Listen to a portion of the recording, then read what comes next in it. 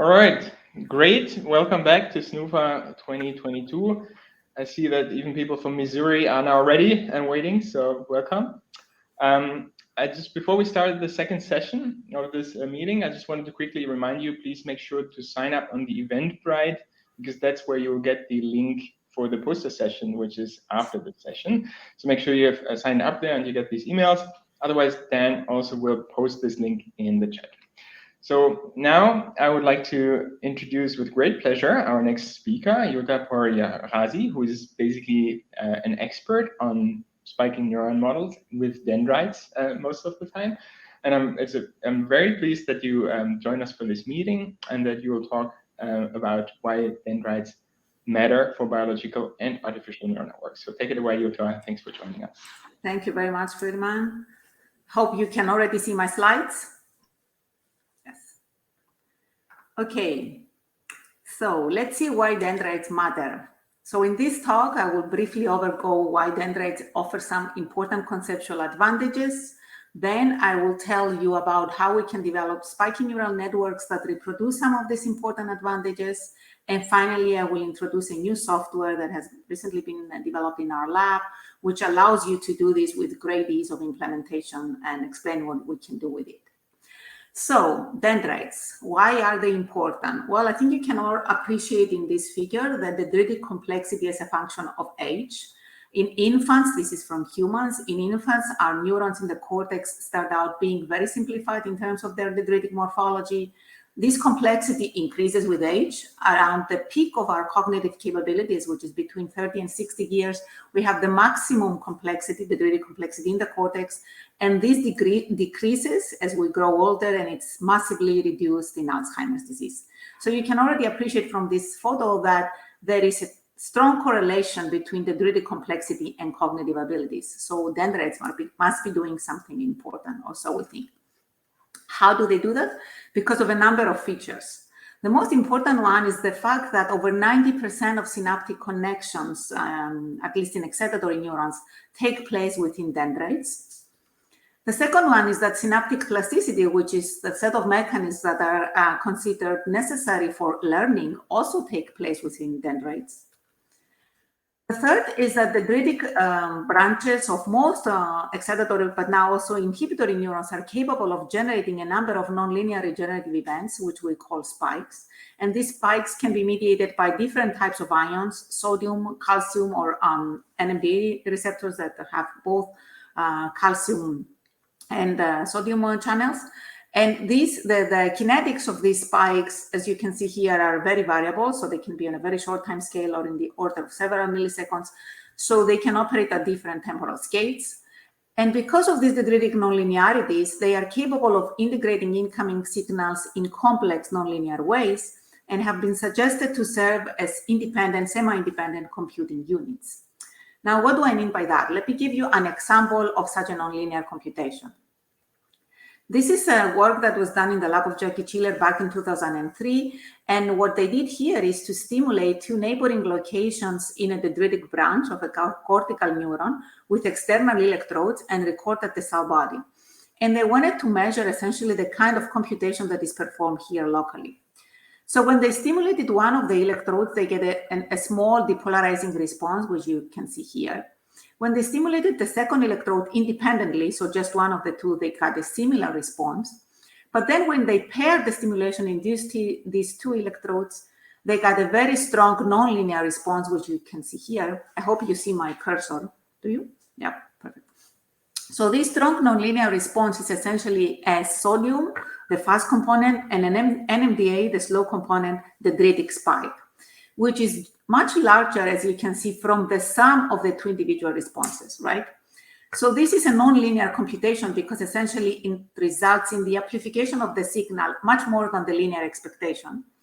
And not only this happens when you pair these two electrodes, but this is mediated by essentially, sorry, I skipped one part.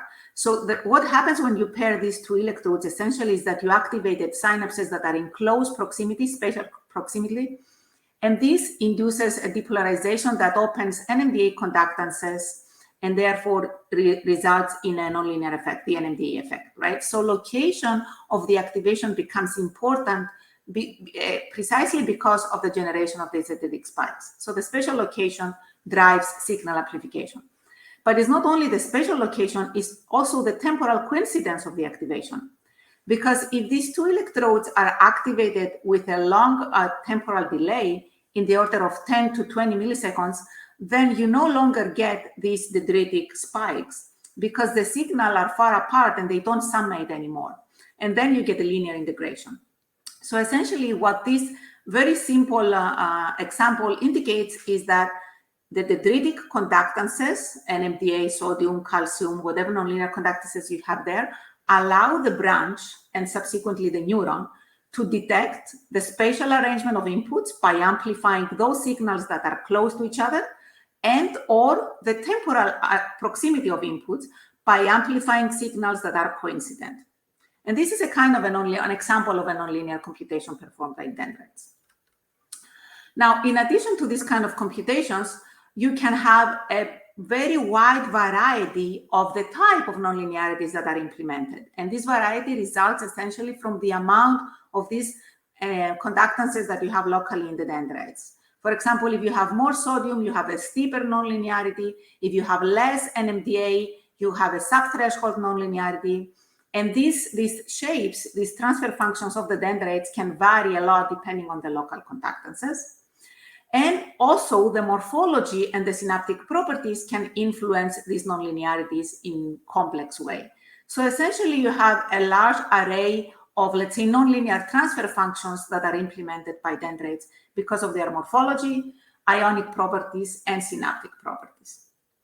Now, all of this complexity essentially translates into having independent dendrites acting as different dendrites acting as semi-independent units. Each unit has its own nonlinearity. An example would be just this nonlinearity here.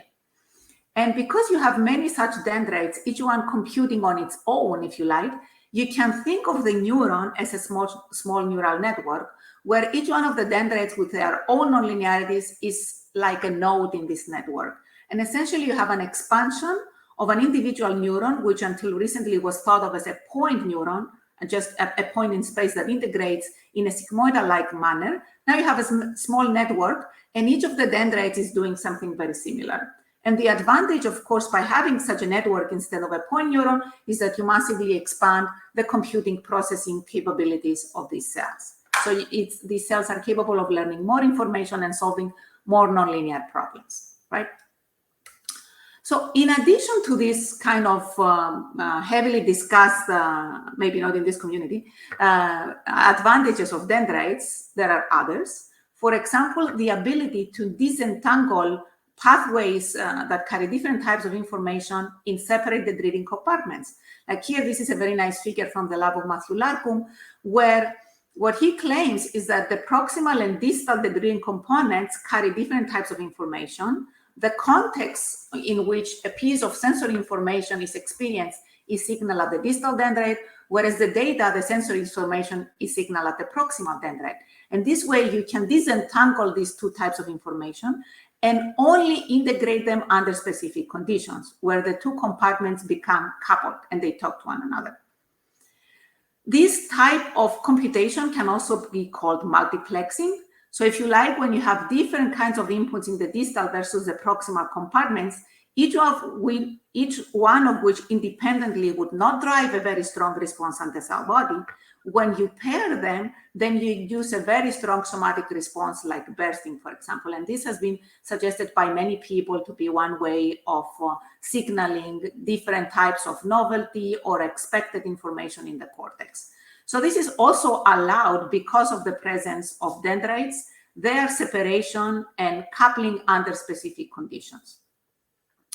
Finally, this coupling, where dendrites and pathway integration influence one another, have also been suggested to greatly affect synaptic plasticity. So in this case, when you have, for example, a few spikes or local dendritic spikes, you can induce local LTP. Similarly, in the proximal compartment, when you have a few dendritic spikes or backpropagating spikes, you can induce local LTP. But when you combine these two, you can derive global LTP with plateau potentials. So the interaction of the two compartments can change the plasticity properties at the neuronal level. As you can see, these are many examples highlighting essentially how dendrites can influence not only the integration of signals, their separation versus their coupling, as well as the plasticity phenomena that take place in dendrites. That's why I think they're really important. And still, the community so far largely ignores the presence of these elaborated dendritic trees, which you can see already that they consist the majority of the surface of a neuron, and instead treat the neuron as a point device by considering only the cell body. This is an idea that dates back to 1943, but it's still very popular, at least in the SNN community. And in this case, essentially what we approximate a neuron with is just a summing device that inputs synaptic activity. The synaptic activity is weighted and impinges at the cell body. And if it surpasses a threshold, it generates an action potential. And it could be a static value or a sequence of spikes. But in all of the cases, even in the SNN world, what we have is like, some accumulating background activity at the cell body, and once we cross the threshold, we assume that an event is generated and that propagates. But this has nothing to do with the real neuron or what happens in the dendrites. Okay, so I hope I will try to convince you that you should forget of this approach and consider one that incorporates dendrites. And to convince you about that, I want to give you a few examples from my lab where I will show you that if you take into consideration the dendritic computations, then you have a significant impact at the network level. And I want to start with the work of George Kastelakis, which was published in 2019.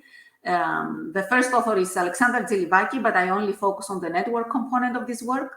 So essentially in this work, we wanted to see whether nonlinearities in the dendrites of interneurons can influence the way networks store information. So George developed this large-scale network model. It's not really large, 500 neurons. And the dendrites, the neurons in this network have nonlinear dendrites. So both the pyramidal neurons and the interneurons have nonlinear dendrites. The interneuron, in fact, has two types of nonlinearities, which is what our biophysical models predicted. And we trained this network to learn a single associative memory. How do we do that? We present two cues. We allow a set of plasticity rules to operate, and then we look at the neurons that respond when you only present the first cue, which means that essentially the network has associated these two pathways of information. Now, the plasticity rules that we implemented are several in this model. Classical LTP and LTD that depends on the availability of plasticity-related proteins. Homeostatic plasticity, synaptic scaling.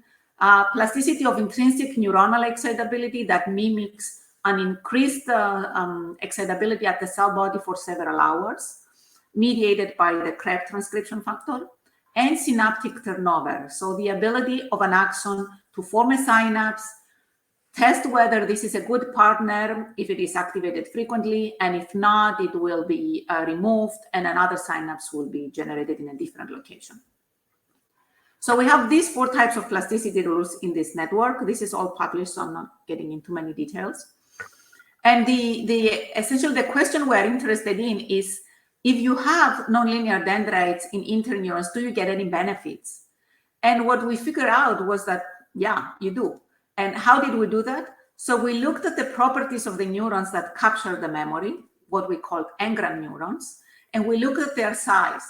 We looked at their size when we used linear dendrites in the interneurons, and when we used nonlinear dendrites as we found them from our biophysical model, with different configuration of synapses. This is not that important for the purposes of this talk. So what you can see here is that if you have linear dendrites, you need about 40% of the pyramidal neurons in this network to learn a single memory. But if you add these nonlinearities in the interneuron dendrites, the size of the engram becomes much smaller. So you can learn the exact same of information using fewer pyramidal neurons. Not only these pyramidal neurons are fewer, but they also fire at low firing rates. So this is with linear dendrites, and this is with nonlinear dendrites. It's a significant reduction in the mean firing rate of the engram neurons. And finally, if you look at the sparsity of this memory, so how different is the activity of the neurons that capture the memory compares to the rest of the network, this is higher with nonlinear dendrites compared to linear ones. And this is what we want, because we want memories to be more easily distinguishable by the rest of the network activity. So all of this analysis essentially predicts that if you have nonlinear dendrites in interneurons, then you get some important savings in the resources that are used to learn a single memory. So that's one reason why you should consider incorporating dendrites. You can learn more with them. But that was one example of one single memory, and I wanted to tell you a little bit about multiple memories. So in this next example, we've teamed up with Alcino Silva, and we looked at how dendrites may be involved in the linking of memories across time. And in this experiment, which is rather complicated to explain, they exposed animals in two different contexts, either separated by 7 days or by 5 hours. And they looked at the properties of the engram neurons, so the neurons that encoded these two contexts. And the hypothesis was that if you have two contexts learned within a few hours, just 5 hours in this case, then you would have a significant overlap in the population of neurons between these two contexts, but not in the contexts that were learned far apart, 7 days apart. So to cut a long story short, this is exactly what they found. They found that two contexts learned in 5 hours were stored in overlapping populations, which was not the case for the two contexts learned at 7 days. And in fact, this was both evident at the neuronal level and at the behavior of the animal, which seemed to associate the two contexts. So in our work, So we essentially generated a network model to simulate this learning, which you can see here, where we incorporated active dendrites, again, as I said, with nonlinear dendritic subunits, and we trained this network to learn the two contexts. So yellow and blue would be the two contexts learned by this network. And we wanted to simulate dendritic spikes, which contribute to local plasticity, and look at what happens in the properties of these two learned contexts. Unfortunately, I don't think I have the time to go through the entire video. What you can see here is that learning induces the strengthening of synapses within a dendrite. And because of the shared plasticity products that are produced, we also have co-strengthening of the synapses from the second context, which you can see here, resulting in strong strengthening within the same dendrite of information carried by both contexts. So yellow is context A, blue is context B, and our prediction is essentially that the way these memories are linked is by the formation of these synaptic clusters. And this is the summary of what I just told you. It's the same model that I described before, and we trained it to learn two memories separated by 5 hours, replicated the experimental data showing high neuronal overlap at 5 hours, but also predicted that this neuronal overlap is mediated by the co-clustering of inputs in the common dendrites of these neurons. So not only memories that are linked are stored in the same neurons, but they are stored in the same dendrites through synaptic clustering, and we also predicted the size of the cluster. And this is now being tested experimentally by the Silva lab, and data comes out to be in favor of our prediction, so it should be published soon. So because I will skip this part because I don't have enough time, I think, and I will jump to the summary. So with this work, I told you that active dendrites in interneurons allow the storage of information using fewer resources, and that active dendrites in pyramidal cells facilitate the linking of information across time through synapse clustering in common dendrites. So these are some important biophysical properties of dendrites, and the next question we wanted to ask is, okay, if we incorporate some of these properties in spiky neural networks on a real life problem like pattern classification, would we get any advantages there? So the next problem has to do with machine learning.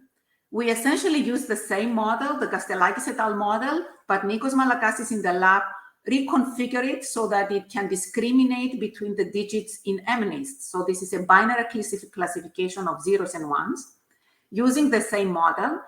So there is no backprop here. It is the same plasticity rules that I described before, the 4 types of plasticity rules.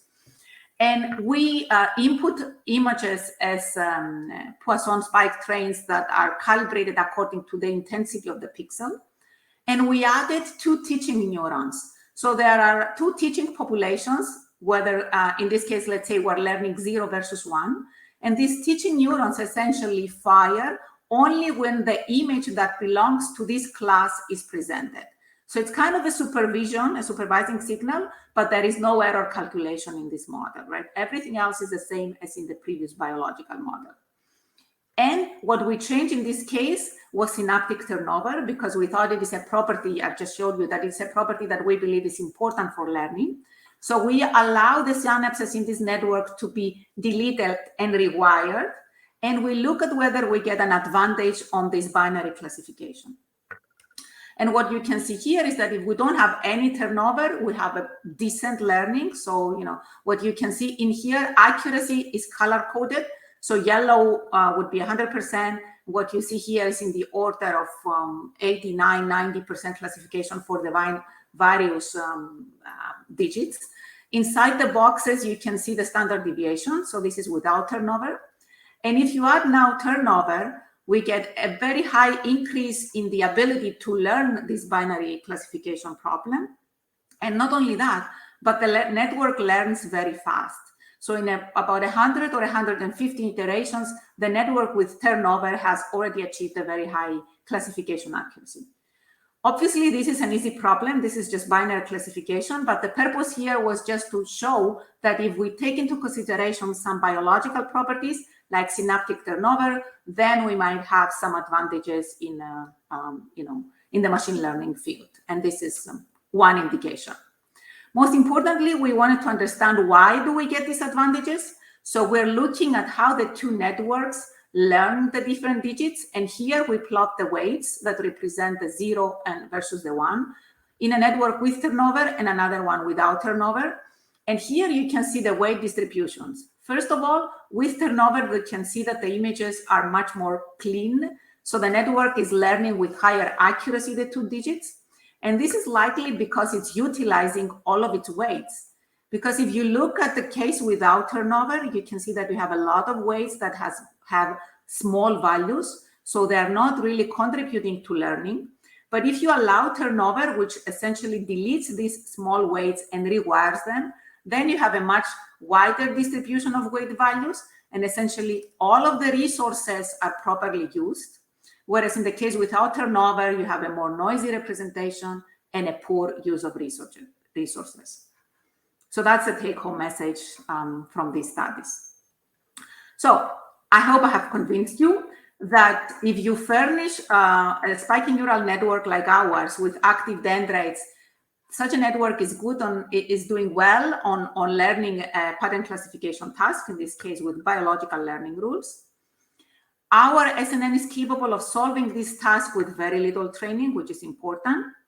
And if you incorporate synaptic turnover, then learning is facilitated essentially by achieving an optimal usage of weights, of the parameters that are available to learning. Now, these findings suggest that the dendritic properties are likely to have an impact beyond neuroscience, hopefully in the machine learning field. But to do so, we must bridge the world of biological detail with that of simplified SNNs, which is essentially what is used in machine learning. And this is where Dendrify comes in. This is the work of Michalis Pangalos, a brilliant PhD student in the lab. And what Michalis is doing is exactly trying to build a bridge between the world of detailed biophysical models, which, however, although being realistic, accurate, and low level, they're highly inefficient. They're very complex and impractical for machine learning applications. The other side is the reduced integrate and fire models, which are lightweight, tractable, and they allow you build large-scale networks, but they are less accurate, rather unrealistic with respect to their spiking properties, and they don't consider dendrites. Dendrify is sitting somewhere in between, trying to combine the advantages of both worlds. And the ultimate goal is essentially to consider a morphologically detailed dendrite and no longer simulated as a point neuron, which, as I said, is the current dogma, although there are some really nice studies coming out recently that are going beyond this point neuron implementation, adding dendritic nonlinearities. And Dendrify is going along the same direction. So in our configuration, we consider the soma, the basal, and the distal dendrites as a first approximation. And we propose that we should, the minimal, let's say, spiky neural network node should incorporate at least these three compartments. If we do that, we can take into consideration the various aspects that I mentioned before. For example, if you have these three compartments, you can incorporate somatodendritic coupling and decoupling under different situations. You can incorporate heterogeneity of the different mechanisms by simulating different spiking properties. You can incorporate local synaptic plasticity and even actual backpropagation of information. And let me show you how we do that with Dendrify. So this is a very first simple approximation of a model that we want to build with Dendrify. It has a soma, a basal, and a proximal apical dendrite. This is the code that Dendrify uses to build this very simple network model. As you can see, it's very simple, very descriptive. And this is the entire list of commands that you need to build this model. And it's all done in the Brian simulation, so it's Brian compatible. You can use this to build compartments with a few active dendrites. For example, here is you have a cell body and three dendritic compartments, the trunk, the proximal, and the distal apical dendrite. This is the code that you need with Dendrify to simulate this neural model. Again, you can appreciate how simple this is, and just a few lines of code to do that. And by the way, I should point out that Michalis Pangalos, the developer, is in the audience, and he will be happy to answer questions that are more technical. That's not my expertise. Michalis is much better than that. And this is the code that is generated by those few lines of commands, as you can see here. This is everything that you need to simulate such a model, and it's all done in Brian. So let me show you what these models can do. For example, we can replicate the fact that you have different depolarizations depending on the location of the input. This is what you get as a local depolarization if you stimulate synapses at the distal compartment, and you can see the attenuation towards the cell body. So signal attenuation and filtering is incorporated in this model. You can see the response if you stimulate the proximal or if you stimulate the trunk, and how this is propagated at the cell body, and there are differences in the end effect as in a biological neuron. You can also capture the different types of nonlinearities that we described previously in dendrites, like the sigmoidal transfer function, and this can be different in distal versus proximal dendrites. You can calibrate this by calibrating the morphological parameters or the types of nonlinearities that you incorporate in these models. You can even capture the backpropagation of signals from the cell body to the distal dendrites. And notice that the action potentials in this model are not Hutchins and Huxley. They are event-driven spikes, which look like this. You can see them here. So we are essentially injecting sodium and potassium currents in a timely manner so as to induce something that looks like an action potential. This is much more efficient and cheaper than using the Hutchins and Huxley formalism. Of course, it comes with a small disadvantage. So you cannot approximate the Hutchins and Huxley model in a perfect fit. So Dendrify is the dotted line, the HH model is the red line. So we're doing a very good job, but it's not perfect. Of course, Dendrify can be used also to implement Hutchins and Huxley if one wants to, but that's not the purpose. The purpose is to have a lightweight way to simulate the dendritic spikes. And precisely because these are event-driven spikes with actual currents, backpropagation is a natural emergent property. We don't have to explicitly code for it in the model. And let me show you a real-life benchmark. So how does it look if you want to simulate multiple neurons using Dendrify? We will be using in this comparison a 4-compartment model with a soma and 3 dendritic compartments with AMPA synapses and Poisson input trains to activate those synapses. We will be running this benchmark on a Linux laptop, so a very simple device. The purpose is just to show you that you can use this in a simple device because it's very lightweight. We have 1 second of simulation with a dead T of 0.1 and the Euler function. And the setup is done using Jupyter Notebook, and we're using a mean of 10 runs. So this is a simple benchmark. So what you see here is the scaling of this model as you increase the number of neurons, the runtime as a function of the increase in the number of neurons. When you have this configuration with only passive dendrites, and you can see that it takes, let's say, less than 10 seconds to run a network of 10,000 neurons. So it's quite fast. What happens if you add active dendrites, which you can see here, is that you have an increase in the runtime, but it's not terrible. It's still quite reasonable. Now, if you add a network of neurons, so instead of having isolated groups of neurons, you connect them with recurrent synapses. In this case, we have about 50 synapses per neuron, so it's not that many, but as I said, this is just an example. You can see that you lose very little by adding interconnectivity into these neurons. And we have an interesting simulation here, which is the black one, which does even better in this case for a smaller network. And what could that be? Well, this is just Mihalis experimenting with his iPad. So you can actually run this simulation on an iPad, and it will be very fast and very convenient and very flexible, if you like, when you are still troubleshooting with your models. So there is a number of advantages and limitations in this approach. First of all, the theoretical advantage is that we propose a framework where you can build simple models with a high degree of bioinspiration. This degree of bioinspiration essentially incorporates active dendrites with event-driven currents, no Hutchinson-Huxley equations, and they are mathematically tractable. The implementation is very easy because it is compatible with Brian. It's user-friendly, feature-rich, continuously developed, and supported by the Brian community. And therefore, it is very easy for both naive users and highly flexible advanced users, lightweight, and works well on budget hardware, even an iPad. And what we hope is that this tool can be used for both research in the neuroscience field, but also for applications in the machine learning and neuromorphic computing field. Of course, it comes with a number of limitations. For example, we will never be able to reach the resolution of biophysical models, for example, simulated with neuron. The event-driven spikes do not capture the Hutchinson-Huxley dynamics perfectly, but that's not the purpose.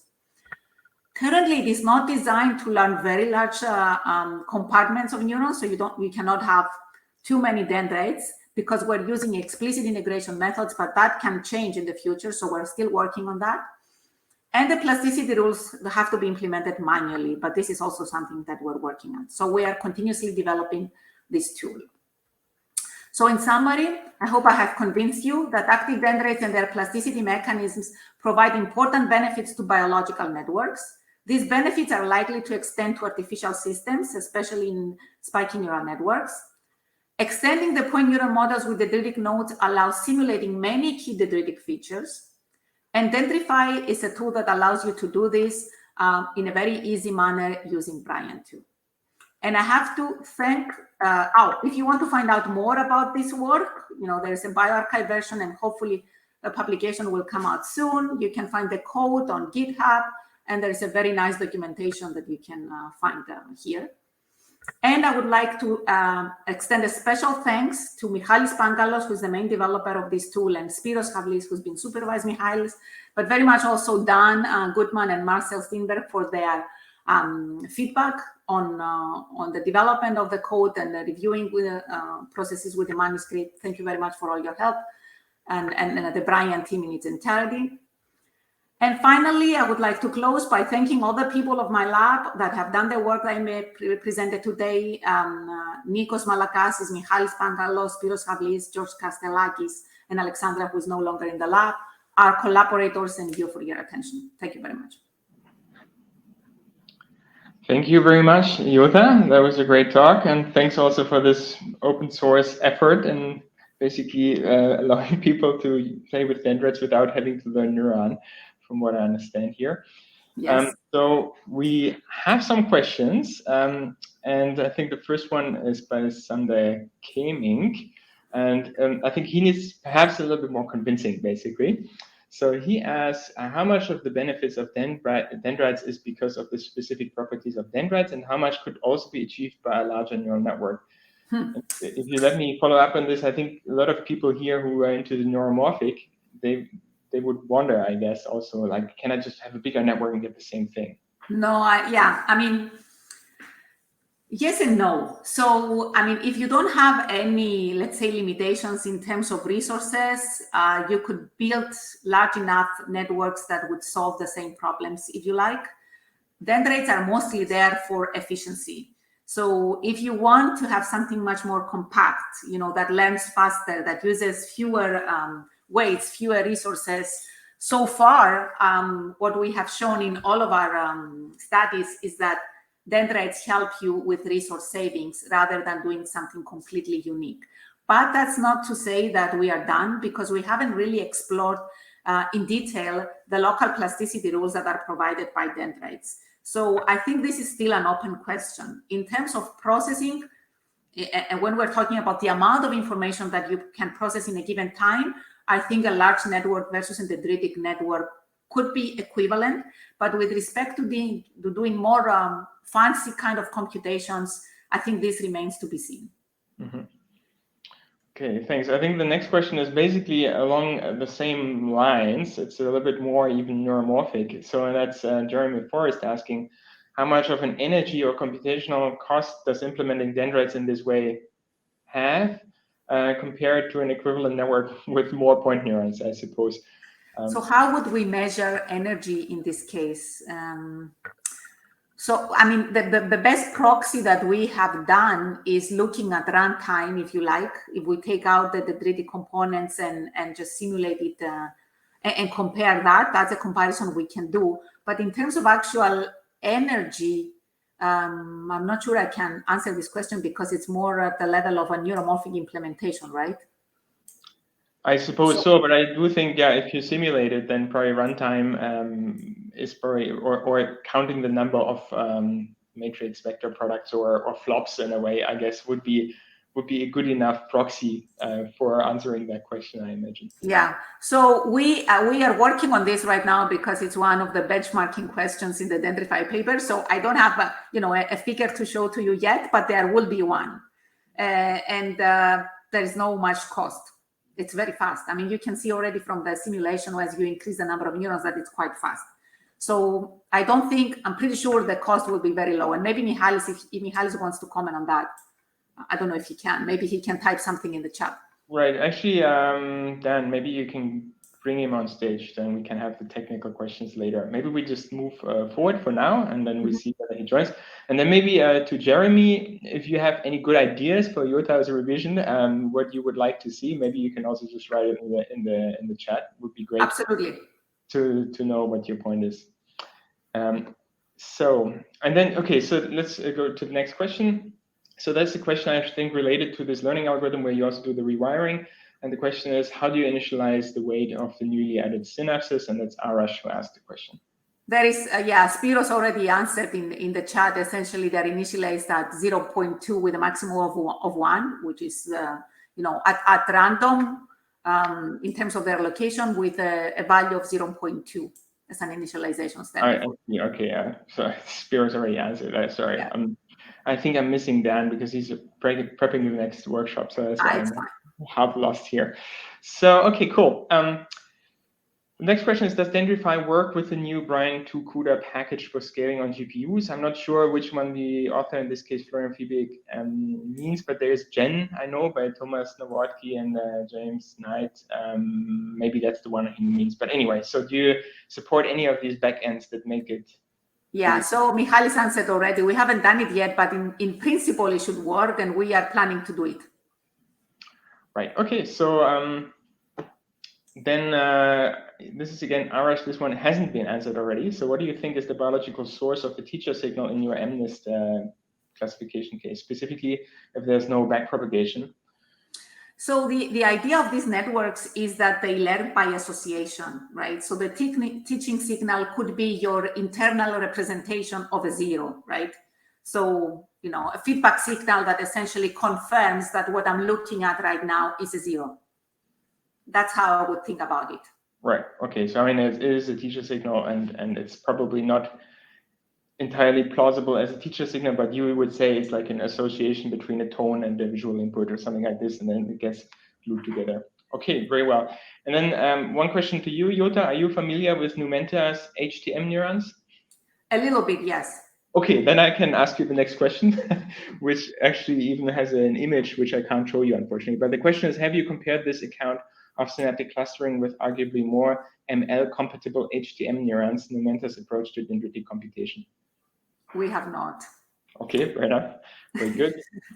Maybe we should, but we have not. Sorry. Right. So maybe then I can sneak in one or two of my own questions now.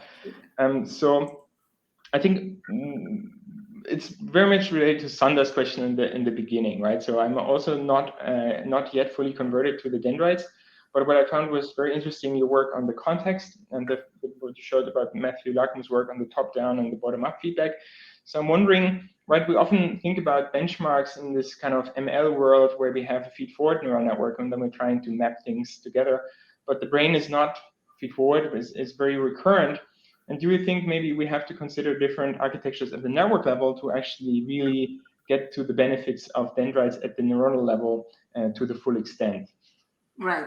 Well, I think people are kind of doing this, right? I mean, there are modular networks that you have more than one and they talk to one another and they're supposed to implement different brain areas. I've seen works like that. So you can think of that as, similar to two-compartment neuron, where you have one network simulating the distal compartment and one network simulating the proximal compartment, and then you gate their communication in specific ways, the same way you have it at the single neuron level. So coupling and decoupling under specific conditions. That would be one way to mimic the single neuron computation. Right. Then the answer, I guess, is yes. So you would need to consider this kind of bilateral connectivity to really get to the full advantages. Yeah. I don't think it's impossible. It's just more costly in terms of the number of neurons that you would need and the parameters that you have to learn. Yeah. Okay. So basically, in a way, we should push research not only at the neuronal level, but also at the circuit and network level, and then bring these together again in a way. Very interesting. So one complaint I have now, a mean question, I guess, or comment, is that it's great that you put this dendrify on brine, but one thing that we can't do with it is yet train it with surrogate gradients. So we're really bound to using these local learning rules, which in a way are still not as powerful as we would like them to be. So are you planning on, or is your student planning on perhaps extending this to a way where we can train? Well, not really, because we want to push forward the biological learning rules, right? So we are focusing mostly on looking at their advantages and trying to convince people that with local rules, biological rules, you can do better. So we don't have right now in the lab an activity on, incorporating. You're asking whether we will be incorporating backprop in these SNNs. Whether you're basically, I mean, because it's very powerful in other contexts, right? And it seems like to really see the advantages of these dendrites would be super useful. But currently, basically, the library you have won't support it as long as it's built on brine. Yeah. But that's maybe in the future, one step at a time. Yeah. Michalis unfortunately cannot join in. Michalis, do you want to comment on this? Yeah, he did. He said, "I'm sorry, it doesn't work for some reason." Yeah, it's really brine that doesn't support it at the moment. It's something that Dan and I have been discussing, and it has to do with the fact that brine has this event-based approach, but the surrogate gradients, they're not in their easiest form, they're not event-based and sparse in the backward pass, and that makes it very difficult to reconcile it with the current architecture of the software. But there are promising approaches out there, so maybe in the next version. Maybe the next version. Exactly. All right, great. So there are more questions here, so I'm very sorry, but we'll now slowly close the session. Also, sorry, Michalis, that we couldn't get you on stage. Is because Dan is doing all the back end work right now, and he wasn't in this room. He was in the next one, so he can't be in two places at the same time. So apologies for this. Next time we'll do it better. Thank you, Jota, again for your talk. Thanks for all the great questions by all of you. Thank you very much. We're closing here, and then we'll be moving on to the next session in a moment. Thank you so much. Thanks everyone. Bye.